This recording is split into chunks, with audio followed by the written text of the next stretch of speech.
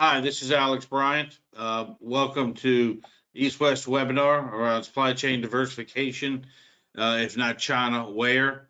We've got a lot of folks attending. We got some great speakers, so I want to jump into this pretty quickly. For those, we have a number of people who have not attended a webinar before from East-West, so I just want to explain to you the process here is we've got some questions that have come in that we'll be asking. We've also want you all to ask questions while we're going through this process. So if you have questions, please look to the control panel on the right-hand side, and that will give you a place to type in your questions, and you can send them to me, and then I will ask the speakers. We've got a hard stop at 1 hour, so we're going to do a brief introduction of East-West. Then we'll do a brief introduction of a current survey that we've done on the tariffs. So I thought would be quite relevant, and then jump right into, if not China, where, and then the question and answer session. So I think right now let's drive in very briefly here about East-West. East-West is an advisory consulting firm. We're not lawyers, we're not accountants. Our team is made up of individuals who have run U.S. multinationals on the ground in their respective markets. And so we're focused on global manufacturing, supply chain footprint, performance, operational and commercial performance, supply chain, which we'll talk today, and human resources. And currently in the current environment, right, the stuff that we're seeing kind of where we're focused on a lot is around supply chain, right? Of going and doing feasibility studies of identifying supplier locations by country, getting indicative pricing, identifying qualifying third-party contract manufacturers, identifying qualifying suppliers, and then in a number of cases, plant closures from China, relocating facilities outside of Mexico to Vietnam, Poland. Okay, here's where we're located in these 5 markets, and we've got a lot of speakers representing Eastern Europe and Southeast Asia and Mexico and the U.S. on the phone with us today. Brief representative sample of clients. Okay, so while we're here, let's dive into the speakers. We've got a lot of smart ones on the phone. I'm going to ask them each to give 30 seconds to a minute explanation of themselves. Dan, why don't we start off with you? Thanks, Alex. Dan McLeod. I've been working with Alex at East-West for about 7 years now. Come from a background in operations management and engineering management, where run facilities and then organized and managed the design, the construction, staffing, and startup of them. For 21 years of my career, I was in Asia. About 13 of that was in China. The balance was in Southeast Asia, out of Singapore and Philippines. And I've, background is primarily in the chemical and process industries, but also have done a bit in food processing and electronic equipment manufacturing while I was in Asia. And work with East-West on a number of supply chain development projects around supplier identification, site selection, and staffing of key operations people. Thanks, Alex. Yep. Yeah, this is Mark Plum. So I've been with Alex at East-West for approximately 11, 12 years. Spent the majority of my business working career in Asia, 20 plus years, senior roles with American Standard Train in Thailand back in the early 90s, moved to Shanghai in the mid 90s, pretty much stayed in China, and then left China and became president of a company called Briggs & Stratton, where they had 6, 7, 10 factories, a couple thousand employees. So pretty much an Asia guy. Subsequently came back, working with Alex on projects. Early ones were expanding in China. The last 5 years worked on a lot of projects where people want to have a diversify out of China, China plus one. So done a lot of business in the last 5 years with people in China who now want to go to Thailand, want to go to Vietnam, want to go to Poland, want to go to Mexico. So anyway, that's been my background for the last 40 years. Jacob, please. Hello, I'm Jacob, and I'm based in Vietnam. I'm an American, but I've spent about the last 3 decades outside the US. I started off my career as an engineer working in Mexico and spent 9 years in Mexico uh, doing technology transfer, then more into consulting roles and taking over companies doing turnarounds. Later on, I moved to China for 14 years. The first half of that moving companies into China and setting up an operations, and then the second half of that evaluating and downsizing operations in China, and then helping the companies move those operations out of China to mostly Thailand, Indonesia, Vietnam, other countries. And then I've been based full time in Vietnam for the last 5 years, and I've been working with East West for the last 4 or 5 years also. So, and Darius? Hello, this is Dariusz Piela. I'm located in Poland, and my background is also engineering. I for last over 20 years I'm in procurement and strategic sourcing, and I've done many projects that included sourcing from Central and Eastern Europe, also from sourcing from Far East to Poland and Central Europe. I spent many years in the automotive industry, in aviation industry, in appliances, so all kinds of manufacturing businesses. And I've been working with EWA with, for I think it's 5 years now. Yeah, thank you. Thank you, Darius. And I know Zeferino Vasquez, supply chain director in Mexico, he is having some technical problems getting on. So when he does get on, we'll introduce him later on in the presentation. All right, so we'll keep moving forward.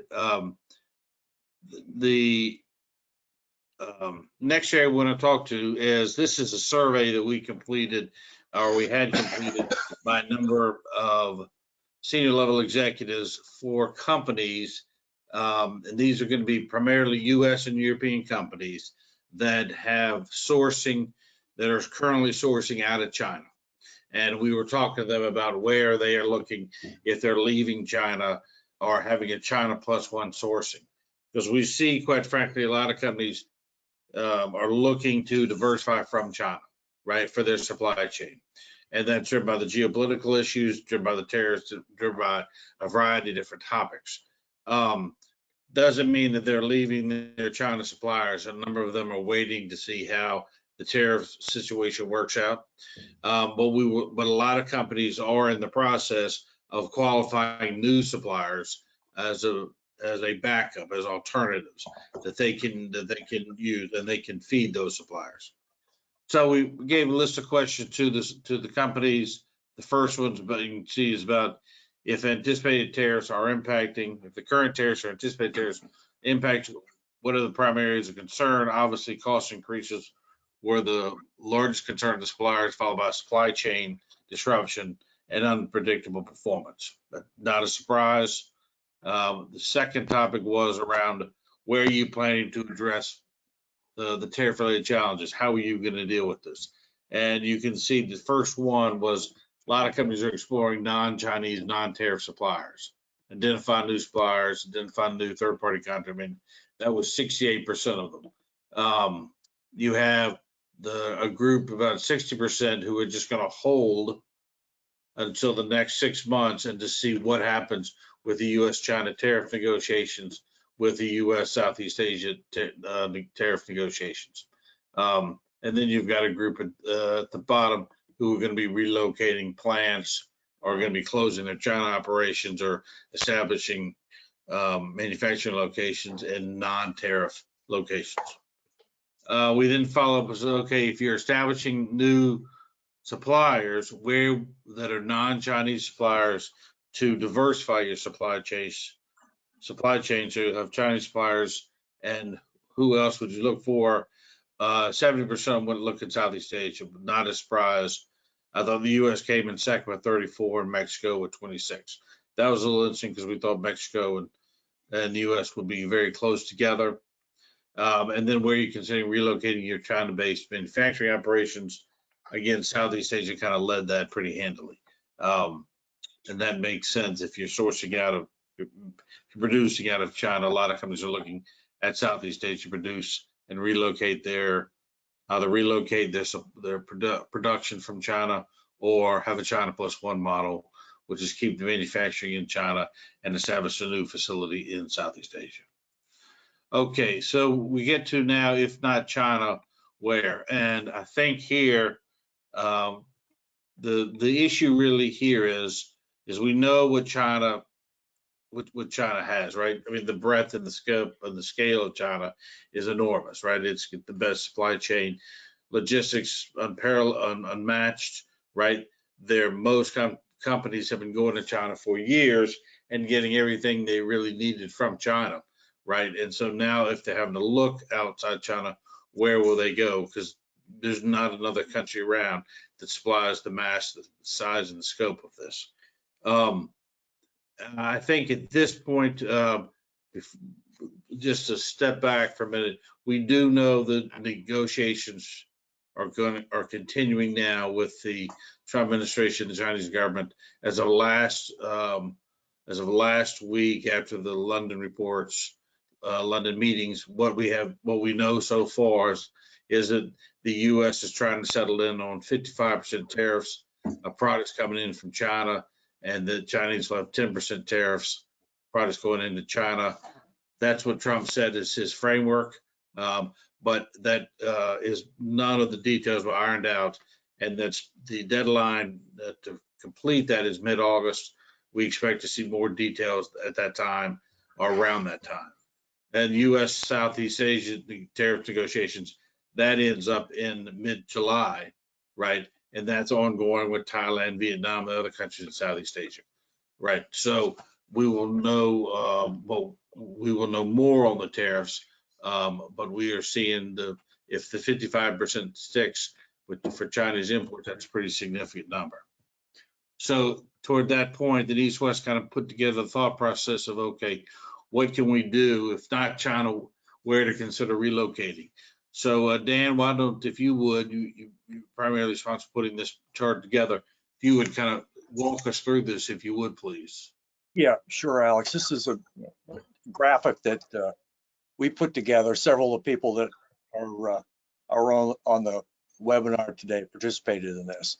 But looking at various industry sectors, and there's a combination of industries and manufacturing process capabilities, and thought about our experiences over the years, and combined with that and basic trade information and business development information.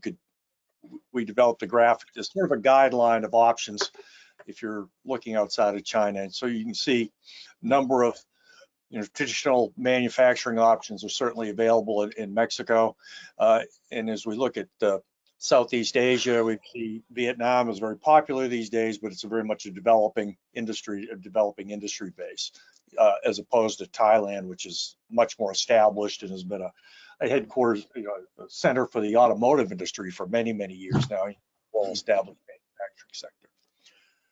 And Poland, we mentioned Poland. We've got Darius on the call today, but certainly as a basic background in metalworking and heavy manufacturing, metalworking, it's key. But also seeing now things like BPO offices, business process outsourcing has grown greatly.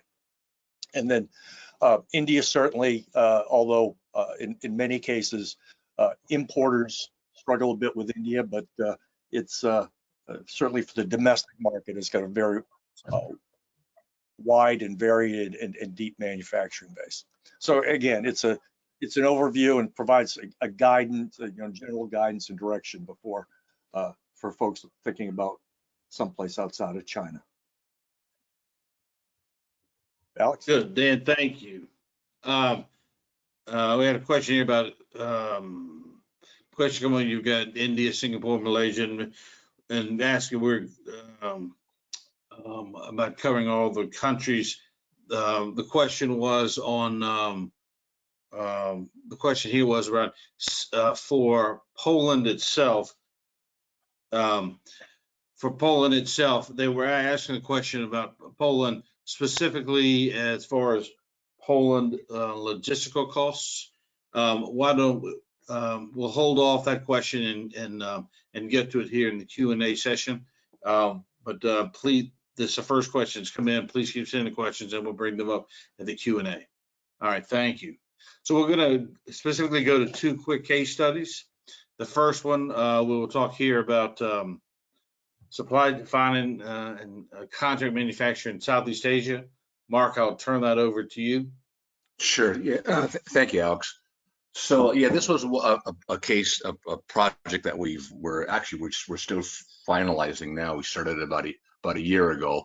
This was a fairly large manufacturer, probably number one in their space, and they were producing products, components, and then some light assembly in China and shipping 100% back to the USA. And in the USA, they were doing final assembly, testing, packaging, et cetera, et cetera. So going back a year ago, there was two issues they really had. They had the first issue, of course, was the tariffs at the time. I think it was 25%. Now we know they're more a year later. Of all the components and their finished goods going into the USA. And their second issue was they were having to, they're in the western part of the US, labor costs were going up, so they were bringing in these components and semi-finished products with high duties, and then having to put labor on top of them. So it really putting them in a bad situation. Now this was a woofie that they had, and they had it for quite a while. So their first thought was, well, maybe we'll wind the woofie down a little bit. And there's other guys who make complementary products like we make in China. Maybe we'll go there and have them produce for us as a third-party contract manufacturer, kind of go asset light to some degree. And so they looked at that pretty quickly. Two things happened. Number one, there are some people there that would help them a little bit, and they could lower their labor costs in China and their fixed assets. But it didn't help them at all with their duties. They were still producing in China, shipping to the USA. So that model really didn't work. Next slide, please, Alex. So we've gotten involved with them, and they asked us, kind of what our thoughts were, and we said, well, okay, we reviewed their stuff, the information, agreed with them as far as what relocating in China, particularly with what was changing in China, China 2025, made in China, all that kind of stuff. Probably wouldn't make sense to maybe double down in China. So they asked us, if we could maybe do a study, take a look at other countries, and we recommended. So we looked at Philippines, Vietnam, Thailand, and Mexico, based on the fact, particularly Mexico, based on the fact of location to the USA. And then what we had to figure out is, where should we go, and how does that affect duties, and how does that affect localization? So anyway, so we completed that study. Next slide, please, Alex.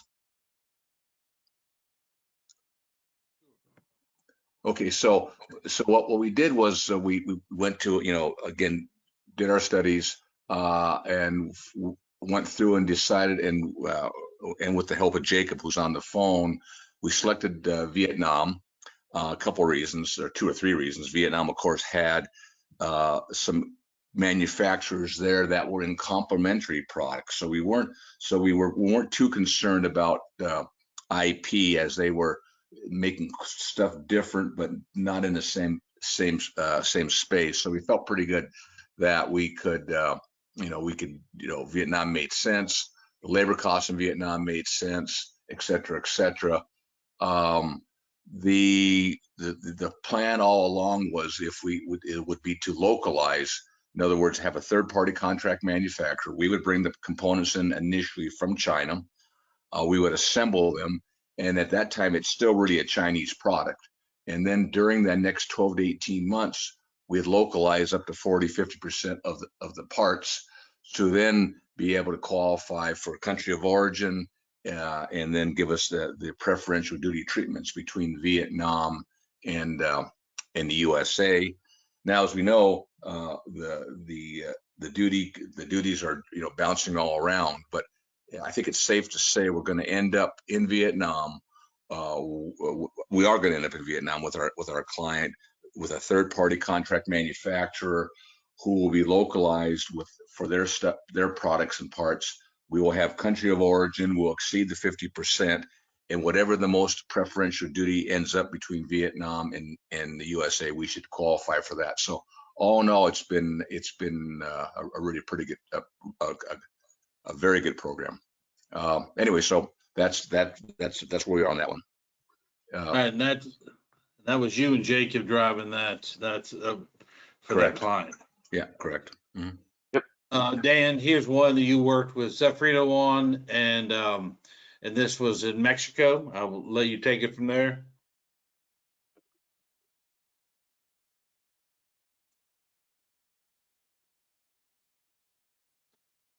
I'm sorry, Dan, you're on mute.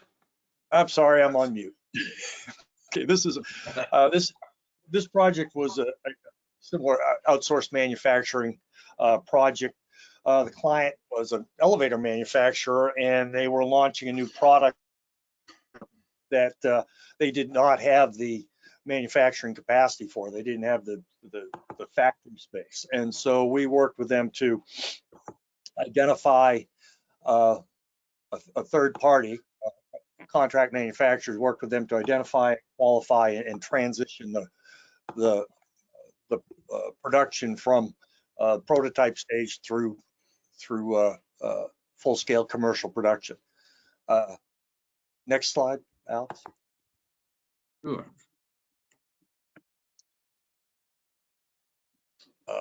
So yes, and in the process, we identified and interviewed and visited a number of electrical mechanical assembly contractors, developed an RFQ package. Again, this was with design information provided by the client. So this was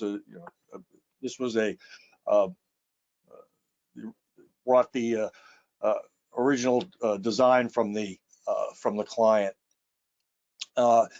We also identified local suppliers and sheet metal cabinets, wire harnesses, and the like that would be used to localize the production, and provided a project manager in Mexico to be the interface between the contract manufacturer and the client, and help facilitate that communication, and flag any concerns or issues, and help with problem resolution.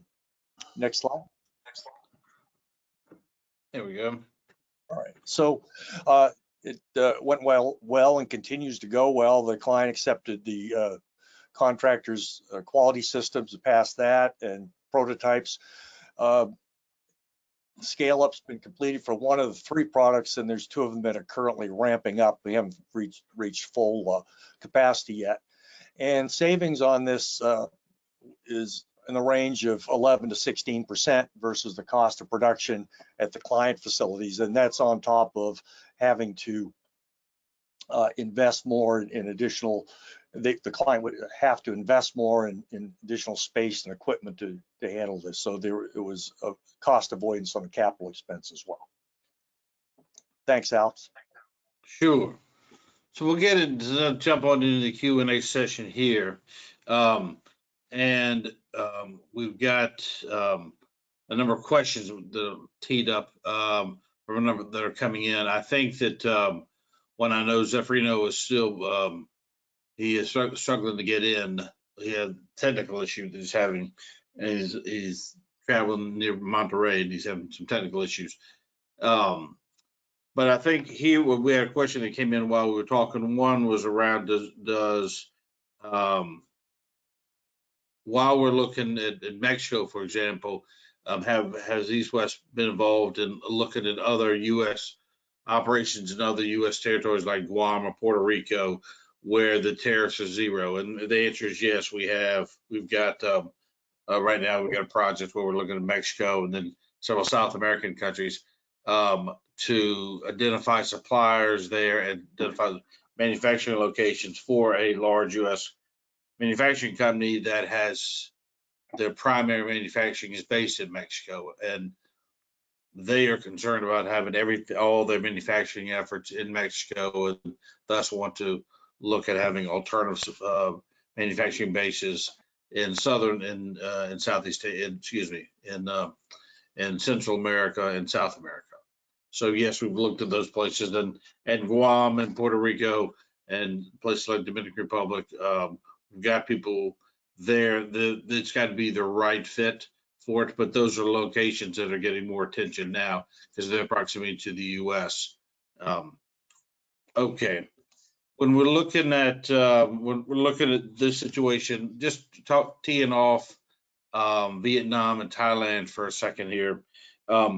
Jacob, you and Mark talked about that client that you all continue to work for, and helping them get localized suppliers in Vietnam for them. Can you talk a little bit about how long you, Mark, anticipated finding those suppliers on the ground in Vietnam? And I think you've got to get to what, 50% for country of origin, is that correct? Well, before it was 30%, but now as trade tensions have become more difficult, it's much more likely that we should target 50%. But we've had the target of having over 50% Vietnam value since the beginning of the project anyway, just because they want to have separate supply chain anyway. Right, and when you look at that, you want to localize that and get up to over 50%. How long does something like that take? Now, I know that's very subjective, but when you're building out a project like this, you and Mark found the supplier, found third-party contract manufacturer, now you begin the localization. How long do you think that process will take? I mean, it's very, very dependent on the product that you're doing, but I think what everyone should look at is if you were qualifying a new part for your current manufacturing, if you were qualifying that part or that supplier, how long would that take? And then you would need to add on a little bit of a margin. With this current client, it was a little bit easier because we worked with a contract manufacturer, so they already had suppliers that they'd been working with for years, so they were already pre-qualified by that factory, but then they still had to ship to their client in the US. They had to do testing, they had to do qualification, they had to do a bunch of other stuff that they would have to do with any other new supplier. So it's going to be same as what you're currently doing, plus maybe add a little bit of time because there's going to be shipments and customs and a bunch of other things that are going to have to happen. Right, but Mark, on that particular case, Mm-hmm. the idea of country of origin, right, affects that particular case, but it also affects all the other countries we're looking at, right? Whether it's Southeast Asia, Mexico, Poland. Sure. Yeah, Could you talk a little bit about that? Yeah, every country is a little bit different. Thailand, for example. So when we say 50% in Thailand is the same, but you can bring components in from China into Thailand or Vietnam, but also the calculation in Thailand, similar to Vietnam, but I think a little more liberal in Thailand, is your local margin counts as local content, your local packaging counts as local content, your local R&D also. You don't have to bring in, up to 50% of the cost of the components. It may only be 25, 30%, 40%. Then you begin to add in the rest of the product, margin and marketing and packaging and R&D and internal shipping, that kind of stuff.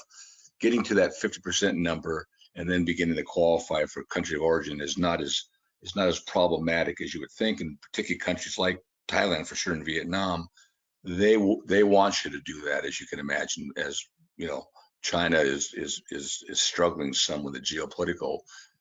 Countries like Thailand, Philippines, and Vietnam want to see if they can fill that void. So yeah, you have people on the ground, and you start going through the formulas, and there's distinct formulas that you have to do with imported components and margins and et cetera, to get to the calculation that you need to be.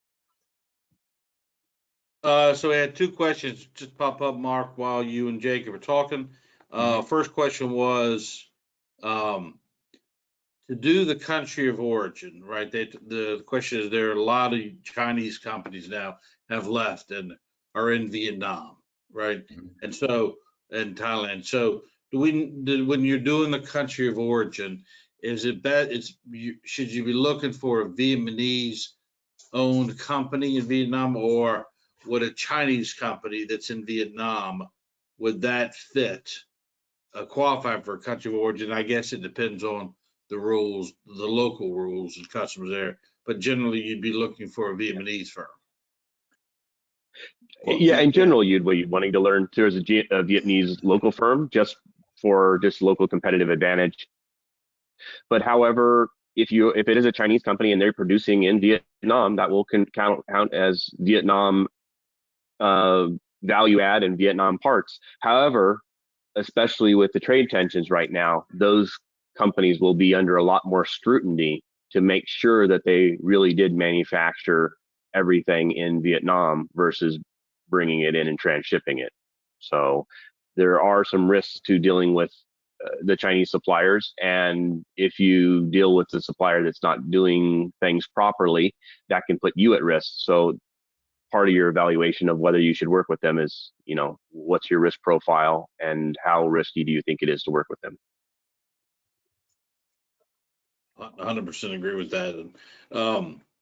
And the second question popped up while you and Mark were talking was, it was asking about Vietnam and where most people are looking, but where people are going to identify and qualify suppliers, and where they're looking to establish operations, manufacturing operations. Instead of they're still going to the Ho Chi Minh area, they go into Da Nang, which areas are growing within Vietnam. So this would be a perfect time. You all just going through this project now and several other projects in Vietnam. Can you talk about that, Mark and Jacob?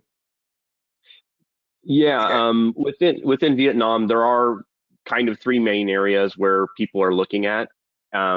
There's the Hanoi area, which is a lot of more electronics and very, very large factories, especially a lot of the factories coming in from China are coming there. And then there's a very large center near Ho Chi Minh City area, which is also a lot of industrial machinery, a lot of smaller factories. And then there's also Da Nang, which is in the center of Vietnam. But however, it tends to be very high tech, more like software and very small things. So most of the clients that we deal with are more focusing on considering, should they be in the Hanoi area, Haiphong area, which is in the north, or should they be in the south area near Ho Chi Minh City? Yeah. Okay. All right. Good. So a question on that: if you are Mark, specifically for Thailand, can you talk a little bit about Thailand, specifically from the suppliers who are trying to qualify, companies trying to identify suppliers, identify third-party contract manufacturers in Thailand? Are there certain sectors there in Thailand that are really expanding over the last 5 to 6 years? Yeah, sure. Well, historically, Thailand has been a great manufacturing area. I mean, we all know about how the eighth largest automotive manufacturing in the world, appliances, electronics, air conditioning, HVAC. We like to say that China was doing all this stuff before China was doing it 30, 40 years ago when I lived there. So all these big Japanese and American and German companies in the metal fabrication, the petrochemicals, all that, all well established in Thailand. Great incentives. The incentives in Thailand start at the senior government level, in Bangkok, called the Thailand Board of Investment. And once you work with them and establish, the incentives that they're going to offer you, then it permeates on down to helps you buy land, puts you on a lot of preferred status, helps you get the good graduates out of the good universities. So Thailand is really organized quite well to attract foreign direct investment. And as I said, their labor base and labor skill set is highly qualified, having been doing it for 30, 40 years. So yeah, and then also now a little bit with aerospace, Utapao, the new airport down south, trying to get a little bit more on that. And as I said, always strong though in metal fabrication, automobile, petrochemical, textiles, etc. Right. All right. And for the localization for Jacob and Mark, you've done localization Vietnam, Thailand. It's trying to find suppliers, the third-party kind of manufacturers. It takes generally about the same time for Vietnam and Thailand. And I know that's subjective, but that's approximately. I'm not saying an advantage, but if you become a Thailand Board of Invested company, and that gives you a certain cachet or certain class, then you can begin to use the Board of Investment and their access to their hundreds and hundreds and hundreds of suppliers that are also Board of Invested companies. And part of what they offer is to help you localize much quicker with bringing together Thailand Board of Invested suppliers with Thailand Board of Invested investors like your company may be. So and so they really do a nice job there. Yeah, and in Vietnam they have something similar, but of course they're definitely not as effective at it. There are the government organizations that you talk to, but they're all independent of each other. They're not well organized in one group. So in general, in Vietnam, we have to do a sourcing process where we're identifying all the suppliers in a region or an area or an industry, and then shortlisting them and going through with the client to help them identify a short list of suppliers that we will consider to make the product. We had another question popped in, but this is specifically on Poland. So Derek saying this falls more into your area. Here on the Poland side, and when we have Poland and Central Eastern Europe, right? When you're looking at the Polish and Central Eastern Europe market, right? You've got such a long history there of great metal fabrication, of machining, right? Of production of automobiles. It's where the Russians had some of the aerospace in there, and that's now there's such a strong, solid manufacturing base in Poland and Central Eastern Europe countries. Can you talk a little bit about which sectors in Poland and Central Eastern Europe seem to be expanding the most? I mean, you've had a great automotive business there, you've had appliance business. Can you talk about which sectors, when we're sourcing and qualifying new suppliers in Poland, Central Eastern Europe, what sectors are expanding in that market? Right. I would say, I mean, from the sector's perspective, I would say it's all regarding all types of machines and machinery. But maybe I would put it other way. If you are thinking about sourcing from Poland, you should be thinking about parts that require skilled workforce, that required some of engineering, and which let's say have a moderate volume. That how I would describe them. Yes, so for instance, you can imagine a person who is building a customized machine or any kind of device and is calibrating it, it's assembling it, and this person is also putting some software into it, then it's a good product to be sourced from Poland. And on top of that, I would say that apart from the skilled workforce, you have let's say suppliers are used to provide all types of certificates, especially that are required in the European Union. So it is easy to find a certified supplier, or if it is not certified, then you can basically ask him to get this certification. And obviously, due to the eco regulations, all suppliers are eco-friendly. So from that perspective, I would say this is the Poland is a good for more advanced products with some sort of software, with required skilled workforce and engineering.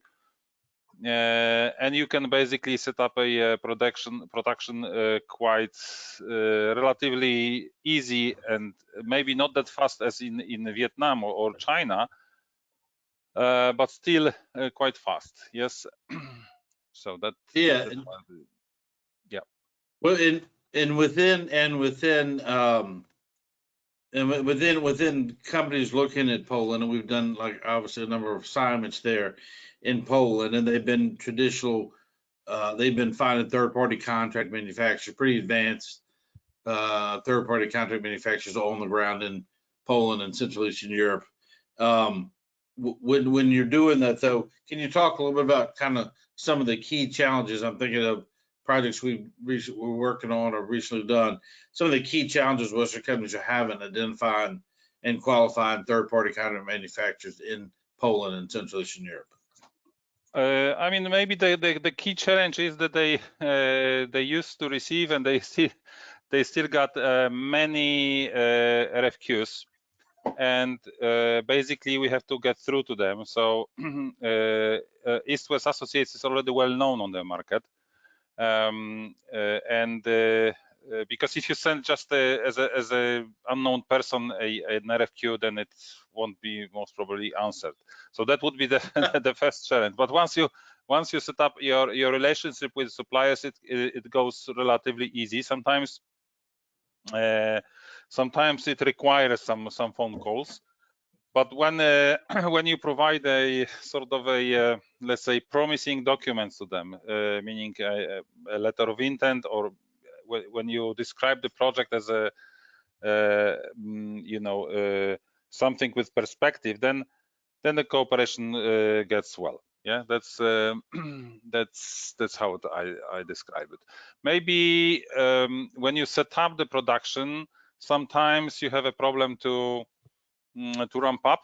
It happens, but I wouldn't say it depends on the product, obviously. Yes, sometimes still could be some language and cultural problems, but it's just rare and rare. Yeah, that's it. Yeah. Yeah, I think that like you've got Poland's got a little bit of the same issues Mexico has, right? I mean, there's so many people coming to Poland and Central Eastern Europe trying to expand into that market, really, and Yes. those suppliers, maybe 5 or 10, maybe 10 years ago, you would have been able to get a quick response. But there's so many suppliers in Poland, Central Eastern Europe that are on fire, right? That are bringing in new business. They really need to have, and that's the value. One of the values bringing is you got to be able to get into them and see them. And it's much harder to do so than say it used to be. When on the most of the suppliers, we're seeing people look at third-party contract manufacturers. Can you talk a little bit about how long it takes to identify third-party contract manufacturers? And I know that's very subjective, but for the projects we're working on, I know we're getting ready to start a project for another company there, another company sourcing products in other parts of Europe, and we're talking to them now about bringing it to Poland. How long does it normally take to identify and qualify third-party contract manufacturers in Poland? Can you share that with us? Yeah, once we are already known, we set up our office here. It's easier because we are in touch with various organizations related to various sectors and various types of suppliers, and they know us. So basically, to identify a right supplier, I would say it's 2-3 weeks maximum. Yeah, and then we can shortlist them within maybe the next week and or the next 2 weeks, and then we can really close the cooperation. But I would add something else. What is available to talking to Polish suppliers is that they are kind of well-oriented on the industry around the world. So very often they are helpful in right configuration of the production. If you remember from our last project, we were sourcing some mechanical parts that were machined precisely, and that were casted parts and then machined. Yes, and basically the right configuration was to be considered that the parts, the casted raw parts, are taken from India, but then machined in Poland. If you remember, that was one of the scenario, and that type of thinking and and ideas, they come from suppliers. So it's once you get into the discussion with them, it's I would say valuable. I mean, you can discuss lots of scenarios with them. So yeah. Yeah, you're exactly right. That was not where we thought that was going to go, and the production in Poland was really helpful for that project. I think a lot of a lot of companies are very pleasantly surprised when they get in and see the level of sophistication in Poland, right, and in Central Eastern Europe. Because it's not, they're there to service not only the European market, but a lot of companies using that as a way to service other markets as well. Correct. One thing that struck me that this kind of affects Poland and Philippines and India, which is the BPO market. And can you and Dan briefly talk about that? Because more and more companies are looking to Poland, Philippines, and India in that space. It's the last item down there for BPO and for staff augmentation. Can you talk about a little bit about Poland's capability, and Dan talk a little bit about Filipino capability? Yeah, I mean, Poland is very strong on that. There are many centers, especially in Krakow and Wrocław, a little bit less in Warsaw, where I'm located. All types of shared service centers. Yes, mostly they do let's say accounting, P2P process, so purchase orders, invoice posting, all this sort of stuff usually for global companies or for companies that have more than, let's say, several locations. Yeah, and they have footprint around the world. So yes, that's one point. And the second point, I would say that we also have qualified engineering centers with qualified engineers. Here, for instance, General Electric is doing a lot of engineering in Poland.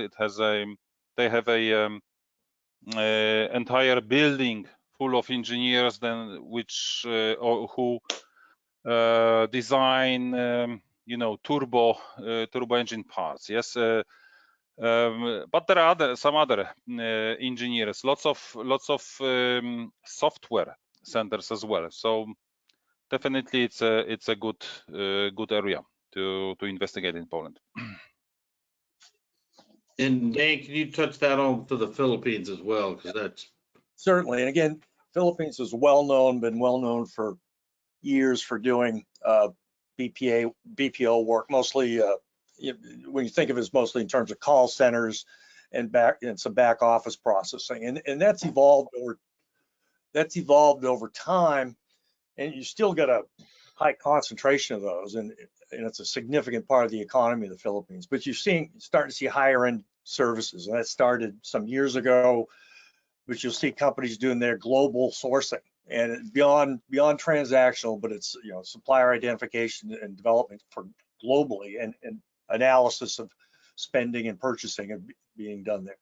We're currently working with a client that's struggled to find the right kind of engineering support domestically, and we're helping them set up to extend their organization globally and take advantage of engineers from the appliance industry, automotive industry, and in firmware and software development.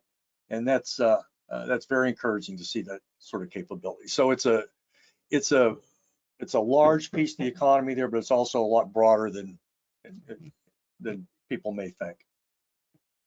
Yeah, if you're looking at the Filipino market and you're looking at that market and kind of guess some of the same kind of type of questions some of the other sectors we've talked to some of the other, Mark and for Dan and Darius.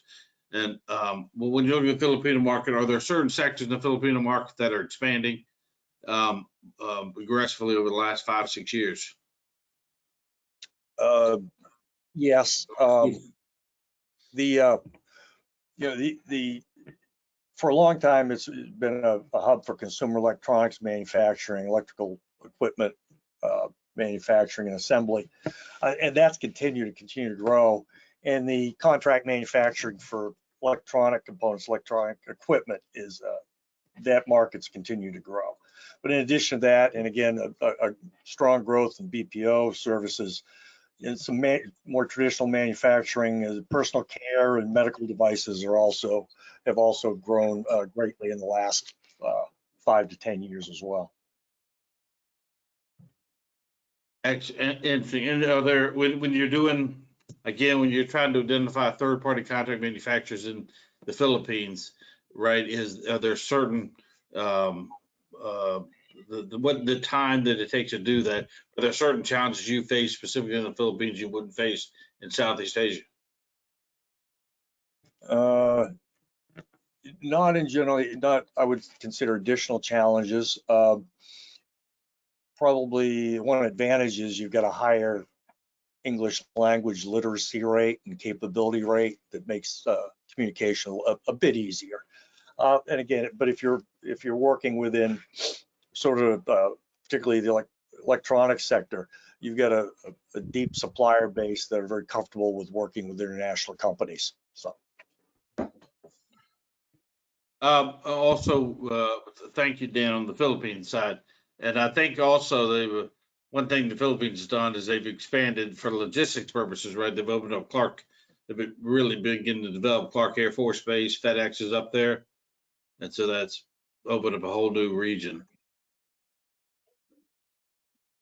Yes, it has. You've got a free trade zone and significant air transport logistics there, and it's and new expressways and a plan for a passenger train, high-speed train up there in the next 5 years. So it's continuing to grow north of Manila.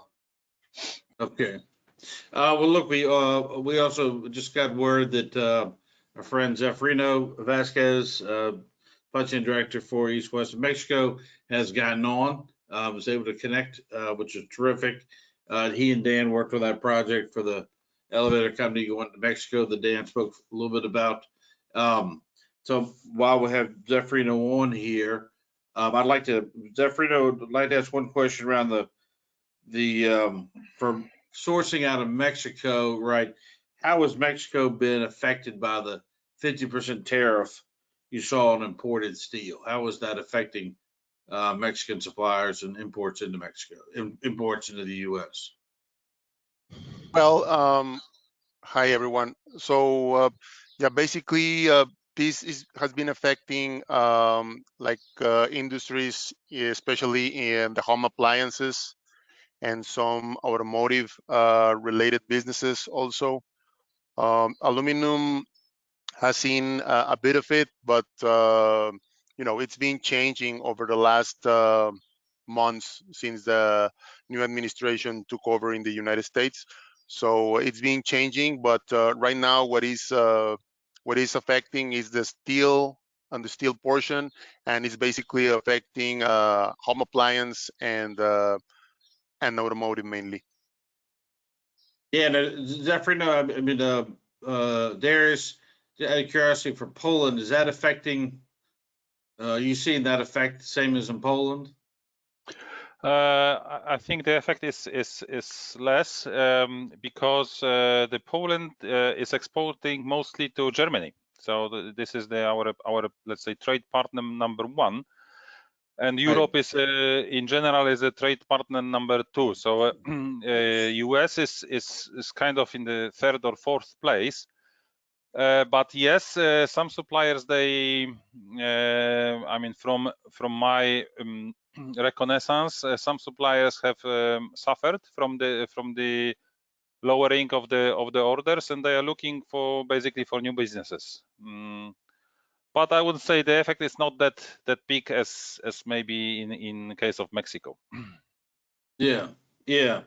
Zephyr, when you are talking about Mexico, we would just compare Poland and Mexico recently, because both countries are so many suppliers, and a little bit like Vietnam and Thailand, the market.